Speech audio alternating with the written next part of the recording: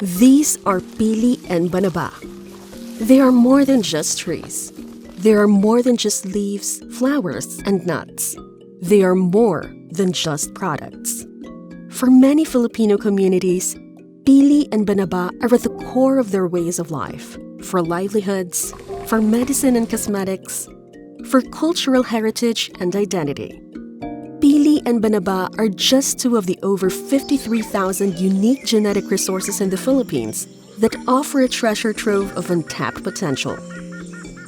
From medicinal plants that have cured our ancestors for centuries, to biochemical compounds only found at the bottom of our oceans, the extraordinary diversity of our genetic resources holds promise for scientific discoveries and economic development. We have seen crucial policy advancements to protect the vibrant array of Philippine biodiversity, to ensure a fair agreement on research, collection, and use of our biological genetic resources and traditional knowledge, and to protect them from misuse and preserve for generations.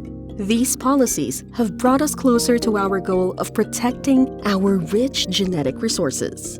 But we have yet to see its full economic potential. Worse, we are facing mounting environmental and societal issues, from deforestation, droughts, and powerful typhoons to illegal trade and collection of our genetic treasures, the erosion of our cultural heritage and traditional knowledge, left undocumented, adding burden to communities who are already facing threats of massive resource exploitation and looming climate risks. How do we overcome it? How can we become allies of our communities in sustainably nurturing and propagating our rich natural resources? In 2015, the Philippines acceded to the Nagoya Protocol, which means that as a nation, we acknowledge the importance of access and benefit sharing, or ABS, to ensure fair and equitable sharing of benefits from the utilization of genetic resources and associated traditional knowledge to protect the rights of indigenous peoples and local communities. ABS ensures that communities are recognized and fairly compensated for their contributions to the conservation and sustainable use of these resources and associated traditional knowledge. Access and benefit sharing is like a fair trade deal that leaves no one behind. For example, the case of our local Banaba and Pili industries. Imagine we are part of a local community in Bicol with an abundant Pili tree famous for its valuable elemi resin. Our friend Juan, who develops cosmetics products, wants to use resin from our community's Pili tree. He needs to ask us each time. That's consent. In return, Juan shares a part of his product profits with our community.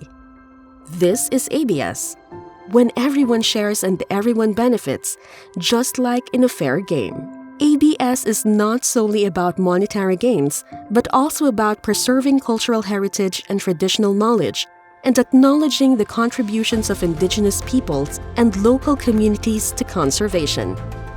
Fostering a sense of ownership and empowerment among local stakeholders and encouraging their active participation in conservation efforts. With access and benefit sharing, we have a shot at conserving our traditional and indigenous knowledge while creating economic opportunities for our communities. But everyone has to be involved. From communities serving as stewards of our genetic resources, from the local and national government integrating access and benefit sharing in policy and decision-making, to research and educational institutions that provide an understanding of our genetic resources' capability to provide livelihood opportunities for our communities, and to private institutions and companies that make our products known in the Philippines and across the globe. Because now more than ever, at the face of climate threats and environmental degradation, exploitation, and disappearing cultural and indigenous knowledge, we need to rise together as one society to ensure that access and benefit sharing is at the core of efforts to conserve and protect our wealth, our genetic resources.